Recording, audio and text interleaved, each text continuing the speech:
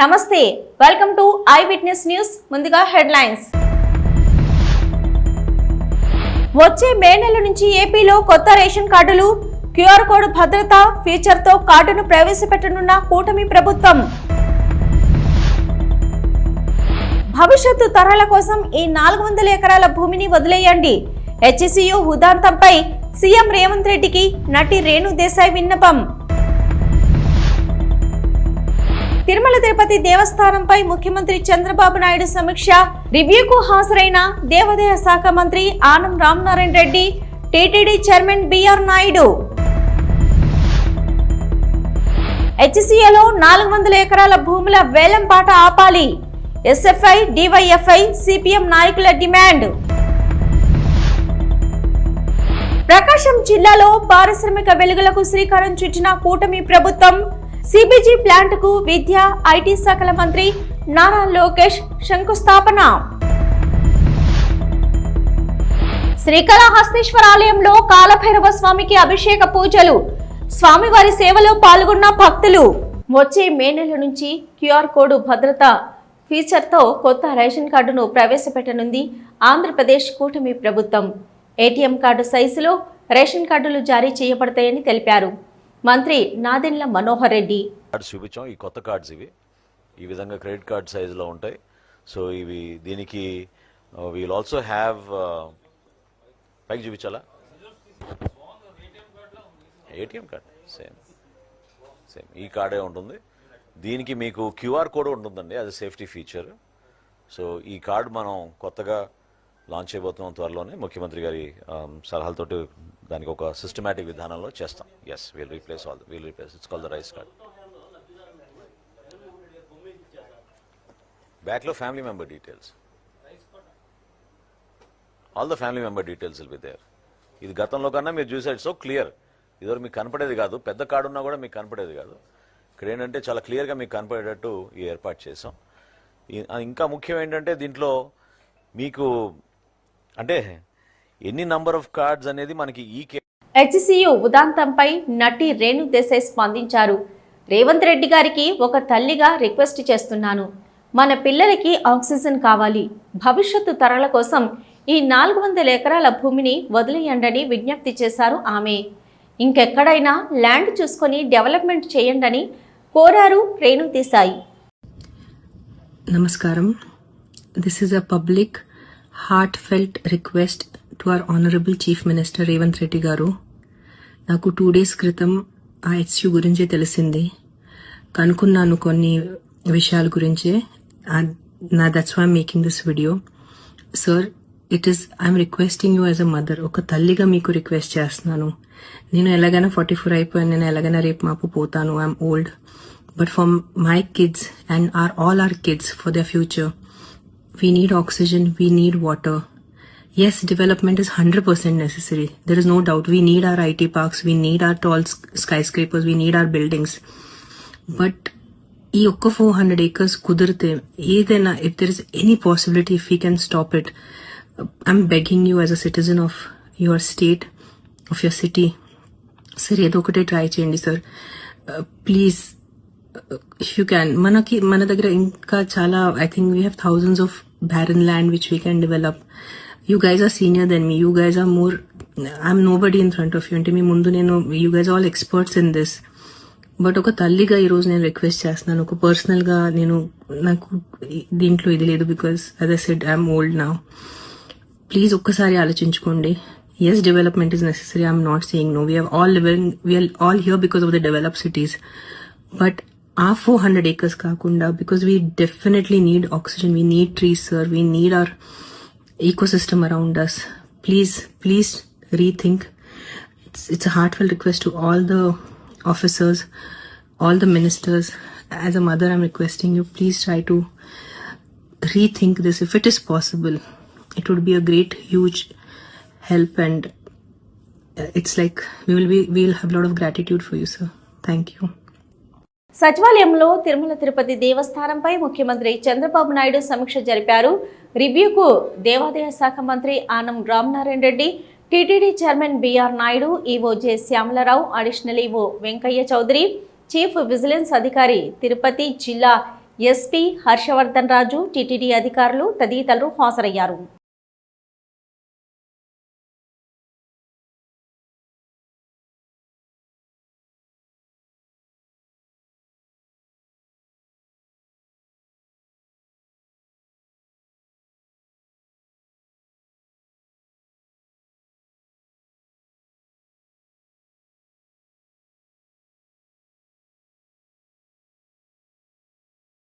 Hyderabad central university 400 ఎకరాల భూముల వేలంపాట్లను ఆపాలని, వెంటనే బుల్డోజర్లను, జేసీబీలను వెనక్కి తీసుకోవాలని డిమాండ్ చేస్తూ చెలో హెచ్సియు హైదరాబాద్ వెళ్తున్న ఎస్ఎఫ్ఐ, డివైఎఫ్ఐ, సిపిఎం నాయకులను పోలీసులు అరెస్టు చేశారు. రఘునాథపాలెం మండలం చిమ్మాపూడి గ్రామంలో నిరసన కార్యక్రమం నిర్వహించారు. చింతల రమేష్, డివైఎఫ్ఐ రాష్ట్ర కమిటీ సభ్యులు. హైదరాబాద్ సెంట్రల్ యూనివర్సిటీకి సంబంధించిన భూముల్ని కాంగ్రెస్ ప్రభుత్వం రేవంత్ రెడ్డి గారు బలవంతంగా వేలంపాట వేసి వాటిని అమ్మి ఈరోజు ప్రభుత్వానికి డబ్బులు సమకూర్చాలనే ప్రయత్నం చేస్తూ ఉన్నారు. దీన్ని ఎస్ఎఫ్ఐ, డివైఎఫ్ఐ తీవ్రంగా ఖండిస్తూ ఉంది, తీవ్రంగా వ్యతిరేకిస్తూ ఉంది. ఆ భూములు కాపాడాలని చెప్పేసి మొన్న ఉగాది రోజు విద్యార్థులంతా, యూనివర్సిటీ విద్యార్థులు అడ్డుకునే ప్రయత్నం చేస్తే అక్కడ బుల్డోజర్ తోటి అట్లనే జేసీబీలతోటి విద్యార్థులను కూడా అక్కడ భయభ్రాంతులకు గురి చేసి అమ్మాయిలను చూడకుండా వాళ్ళని ఈడ్చుకెళ్ళి మరి వాళ్ళ మీద అక్రమంగా కేసులు పెట్టారు. నైట్ 11-12 వరకు అమ్మాయిలను కూడా హాస్టల్ స్టేషన్లలో ఉంచి తీవ్రంగా నిర్బంధించారు. ఈరోజు కాంగ్రెస్ ప్రభుత్వం అధికారంలోకి వచ్చాక మేము ప్రజాపాలన చేస్తాం, మేము ప్రజలకి గతంలో టీఆర్ఎస్ ప్రభుత్వం కేసీఆర్ ఒక నియంతలాగా వ్యవహరించాడు. ఆ గవర్నమెంటు ఆ రోజు విద్యార్థులతో పెట్టుకుంది, అందుకని విద్యార్థులే ఆ రోజు ఆ గవర్నమెంట్ని మార్చారు. మరి ఈరోజు నువ్వు పరిపాలన అని చెప్పేసి అధికారంలోకి వచ్చిన ఇలా కాంగ్రెస్ ప్రభుత్వం రేవంత్ రెడ్డి గారు ఇలా 400 ఎకరాల ప్రభుత్వ భూముల్ని, యూనివర్సిటీ భూముల్ని ఎందుకు ఈరోజు నువ్వు ఏలంపాటు వేసి అమ్మి ఈరోజు డబ్బులు కొల్లగొట్టాలని చూస్తున్నావు అని చెప్పేసి మేము ప్రశ్నిస్తూ ఉన్నాం. అందుకని ఇవాళ నీకు ప్రజాపాలనలో ఇలా నిరసన తెలియజేసి హక్కుని ఈరోజు కాలు రాస్తూ ఉన్నారు. ఈరోజు కూడా రాష్ట్ర వ్యాప్తంగా మొత్తం ఎస్ఎఫ్ఐ, డివైఎఫ్ఐ కార్యకర్తలందరినీ కూడా ఇలా అరెస్ట్ చేస్తూ ఉన్నారు. దీన్ని మేము ఖండిస్తూ ఉన్నాం. ఎప్పటికైనా రేవంత్ రెడ్డి గారు ఏదైతే ఇలా హైదరాబాద్ సెంట్రల్ యూనివర్సిటీకి సంబంధించిన భూముల్ని 400 ఎకరాల భూముల్ని ఇలా కార్పొరేట్ వాళ్ళకి ఏలంపాట వేసి ఇలా అప్పజెప్పే ప్రయత్నం చేస్తూ ఉన్నావో, అమ్ముకునే ప్రయత్నం చేస్తూ ఉన్నావో దీన్ని వెంటనే విరమించుకోవాలి. లేకపోతే మాత్రం ఖచ్చితంగా గతంలో కేసీఆర్ ప్రభుత్వం కూడా విద్యార్థులతో పెట్టుకుంది. గతంలో ఉస్మాన్ యూనివర్సిటీ భూముల్ని, ఇంకా అనేక రకాల యూనివర్సిటీ భూముల్ని కాజేయాలని చెప్పి గతంలో కేసీఆర్ కూడా ప్రయత్నం చేశాడు. దాన్ని ఆ రోజు విద్యార్థులు తిప్పికొట్టారు. అందుకని ఇలా కేసీఆర్ని గత ప్రభుత్వాన్ని, టీఆర్ఎస్ ప్రభుత్వాన్ని విద్యార్థులే పడగొట్టారు. మళ్ళీ ఇలా ఈ కాంగ్రెస్ ప్రభుత్వం రేవంత్ రెడ్డి గారు కూడా మరి విద్యార్థులతో ఎందుకు పెట్టుకుంటా ఉండని చెప్పేసి మేము అడుగుతా ఉన్నాం. ఖచ్చితంగా ఆయన పెద్ద దొర అయితే నువ్వు చిన్న దొరలాగా వ్యవహరిస్తూ ఉన్నావు, ఆయన ఒక నియంత అయితే నువ్వు ఒక నియంతలాగా మారుతూ ఉన్నావు. అందుకని ఈ నియంత ఆలోచనలు, ఈ దొరపోకళ్ళు అన్నింటిని కూడా నువ్వు మానుకోవాలి. వెంటనే యూనివర్సిటీ భూముల్ని యథావిధిగా నువ్వు ఈరోజు బుల్డేజర్ గవర్నమెంట్ని తీసుకొస్తా ఉన్నావు. ఇలా బీజేపీ ప్రభుత్వం ఇలా అక్కడ ఉత్తరప్రదేశ్లో బుల్డేజర్ గవర్నమెంట్ ఎట్టయితే చేస్తూ ఉందో ఇవాళ నువ్వు తెలంగాణలో బుల్డోజర్ జేసీబీ గవర్నమెంట్ చేస్తూ ఉన్నావు. అందుకని ఈ చర్యల్ని వెనక్కి తీసుకోకపోతే మాత్రం ఖచ్చితంగా నీకు కూడా గతంలో కేసీఆర్కి ఎట్టయితే టీఆర్ఎస్ గవర్నమెంట్ గతి పట్టిందో అదే గతి నీకు పడుతుందని చెప్పేసి మేము హెచ్చరిస్తూ ఉన్నాం.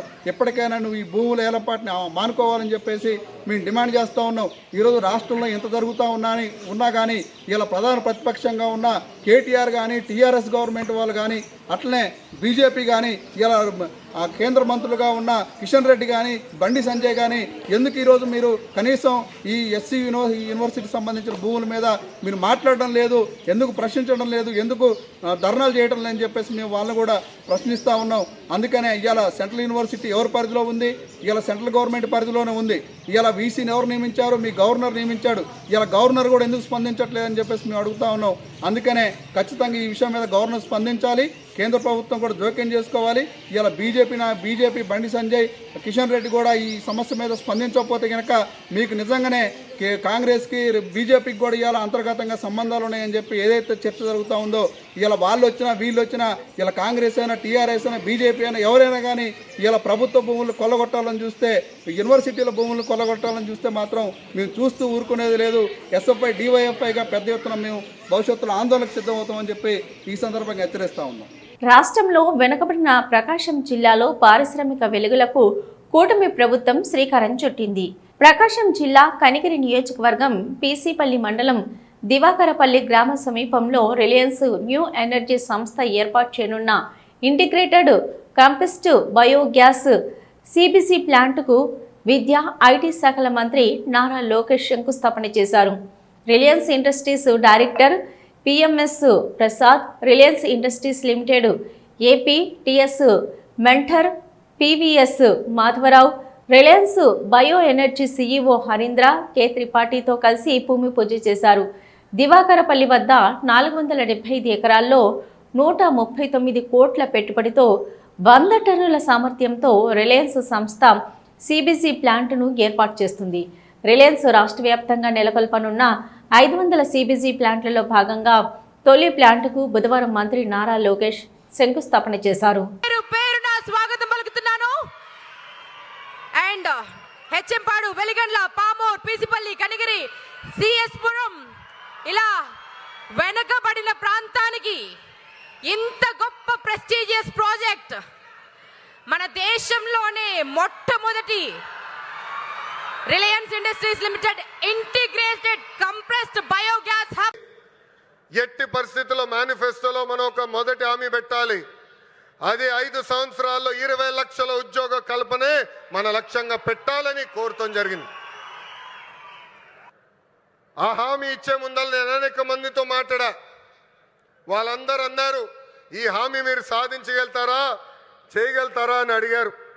కానీ వాళ్ళు ఒకటే చెప్పా, నా ధైర్యం ఒకటే, నా బ్రాండ్ ఒకటే.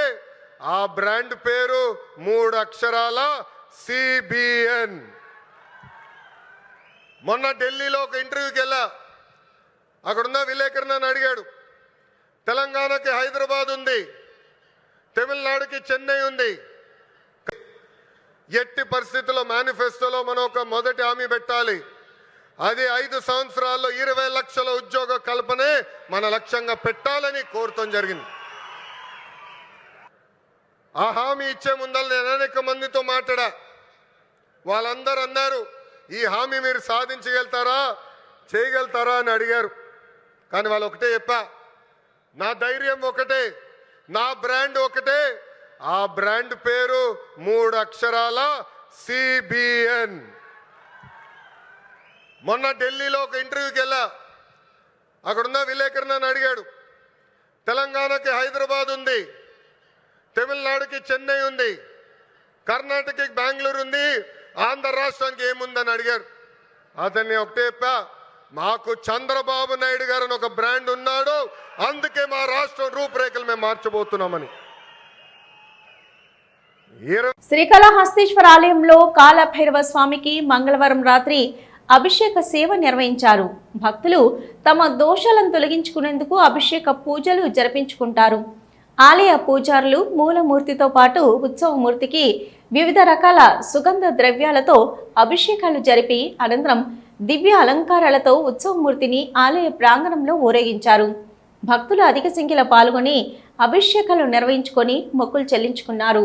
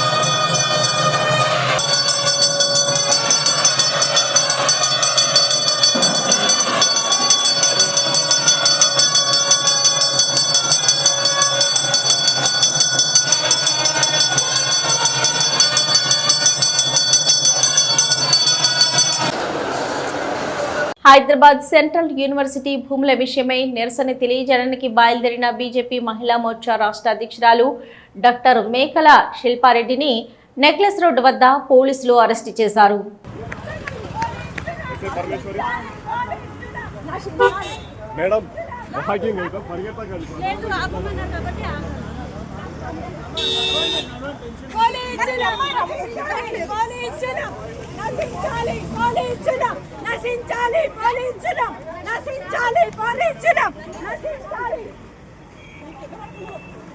Revanth Reddy down down, chief minister down down, దోసుకుంటున్నాడు హైదరాబాద్ అంతా.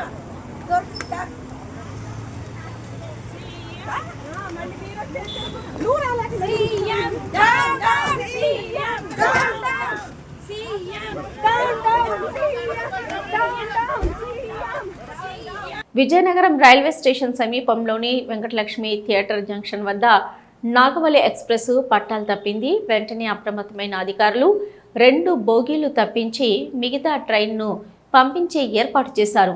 దీంతో ఘోర రైలు ప్రమాదం తప్పిందని అంతా ఊపిరి పీల్చుకున్నారు.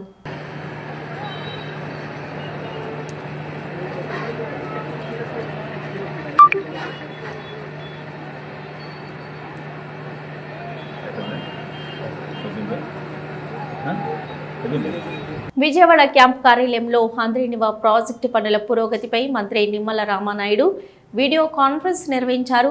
Irrigation special chief secretary Sai Prasad, ENC M Venkateswararao, project సిఈలు, ఎస్ఈలు, ఈఈలు మరియు ఏజెన్సీల ప్రతినిధులు హాజరయ్యారు. మంత్రి మాట్లాడుతూ రాయలసీమ జిల్లాలకు జీవనాడి అయిన హంద్రీనివా ప్రాజెక్టుపై ముఖ్యమంత్రి చంద్రబాబు ప్రత్యేక శ్రద్ధ పెట్టారు. ఏడాది బడ్జెట్లో అత్యధికంగా హంద్రీనివాకు 3,243 కోట్లు చంద్రబాబు కేటాయించారు. హంద్రీనివా పాపానికి జాప్యానికి రాయలసీమ బిడ్డనని చెప్పుకునే జగనే కారణం. 2014-19 టీడీపీ పాలనలో హంద్రీనివాకు 4,000 కోట్లు ఖర్చు పెడితే వైసీపీ పాలనలో కేవలం 500 కోట్లు మాత్రమే ఖర్చు పెట్టారు. గత ప్రభుత్వం హంద్రీనివా కరెంటు బిల్లులు కూడా చెల్లించకుండా బకాయిలు పెట్టిందని అన్నారు.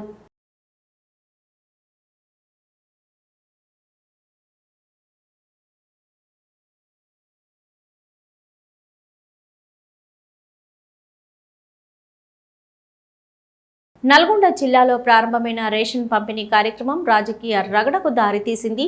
తాజాగా నల్గొండ జిల్లా కనగల్ మండలం జి ఎడవల్లి గ్రామంలో సన్నబియ్యం పంపిణీని మంత్రి కోమటిరెడ్డి వెంకటరెడ్డి ప్రారంభించారు. అయితే ఈ కార్యక్రమంలో ఎంపీ కందుకూరి రఘువీరారెడ్డిని అవమానించారనే ఆరోపణలు వెల్లువెత్తుతున్నాయి.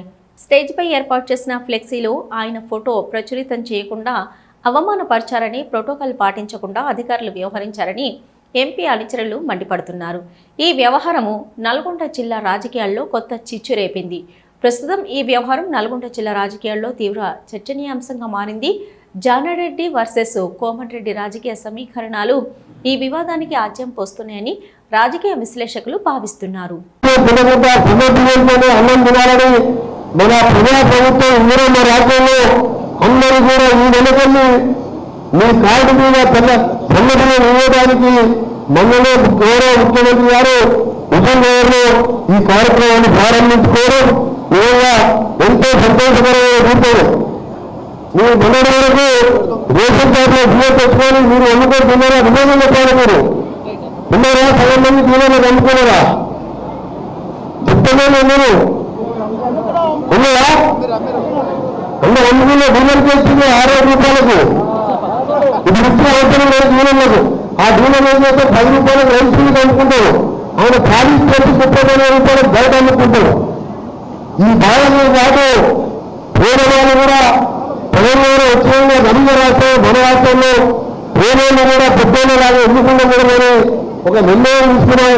ముఖ్యమంత్రిగా మంత్రులుగా మేమందరం దాన్ని మన నల్గొండ కాన్సెన్స్ని ఇక్కడ నల్గొండ జిల్లాని ఇక్కడ మనం జీవనవల్లి గణవాల మండలంలో ప్రారంభించుకుంటున్న సందర్భంగా మీ అందరూ కూడా మంచి జరగాలని ఈరోజు మనం మొన్నటి వరకు 10 ఏళ్ళకే చూస్తున్నారు. ఒక రేషన్ కార్డులో వచ్చింది అందుకు ఒక కొత్త రేషన్ కార్డులో పుట్టిన పేర్లు ఎక్కిస్తున్న రేషన్ కార్డులో ఎక్కలేదు. చనిపోయిన పేర్లు తీసేసిందా? కానీ మనం మొన్ననే 20 లక్షల మంది కొత్త పేర్లు నమోదు చేస్తాం. తెలంగాణ మొత్తంగా 2,80,00,000 మంది నుంచి ఇలా 3,10,00,000 మందికి రేషన్ బియ్యంతో పాటు ఇతర సరుకులు కూడా అందించాలని ఆలోచనతో 10 ఏళ్ళు సాధించిన పెద్దలు ఒక 49,000 కార్డు మాత్రమే ఇవ్వడం జరిగింది. మనం 15 నెలల్లోనే 20 లక్షల కార్డులు ఇచ్చినాం. మనం కార్డులతో పాటు మీకు రేషన్ మాత్రం 5 లక్షల రూపాయలతో ఇల్లు కూడా రాబోతున్నాం. మనం గతంలో జీవనవల్లిలో ఎన్ని నటిస్తున్నాం చెప్పండి. మీ ఊర్లో ఎనభై గారు ఎన్ని నటిస్తున్నాం మీ ఊర్లో? అప్పుడు మనం కట్టితే 500 ఇల్లు 20 ఏళ్ళ కింద 1,00,000 రూపాయలు అంటే 500 ఇల్లు మీ ఊళ్ళో కట్టించి దగ్గర ఉండి అన్ని కాలనీలో నేనే ముగ్గు వేయించి 5 లక్షలు. అప్పుడు 1,00,000 అంటే 20 ఏళ్ళ కింద 1,00,000 అంటే ఇవాళ 10 లక్షలతో సమానం. ఇప్పుడు మళ్ళా 5 లక్షల రూపాయలతో మళ్ళా మనం ఇందరంలో ఇల్లేస్తున్నాం. చరిత్రలో నిలిచితే ఈ యొక్క కార్యక్రమం ఇవాళ మీరెవరు బియ్యం వండుకోకుండా మీరు మంచిగా ఎవరికి అమ్మకుండా తినే ఒక చారిత్రాత్మకమైన అదొక పథకం కాదు. అది ప్రభుత్వ పథకం కాదు. అది నిరుపేదల కోసం ఆత్మగౌరవ పథకం. నిరుపేదలు కూడా ధనవంతులాగా మంచిగా కడుపు నిండా మంచం తినాలని ఒక ఆత్మగౌరవ పథకం అని చెప్తారు. మీరు ఎవరైనా సరే పేదవాడు గుర్తులో ఉన్నా గుర్తు లేకుండా చెట్టు కింద పడుకునే గుర్తించాలి. మన పార్టీ ఉంది అని చెప్పి ఎందుకంటే వాళ్ళు దళితులు ఇచ్చుకున్నట్టు వాళ్ళ కార్యకర్తలు జీవితం మన దాంట్లో కానీ వేరే పార్టీలో ఉన్నా పేదవాడికి ఇచ్చినప్పుడే నిజంగా అది నిజమైన పేదల ప్రభుత్వం. ఇవి ఇప్పటి వరకున్న అప్డేట్స్. మరో బులెటిన్తో మళ్ళీ కలుద్దాం.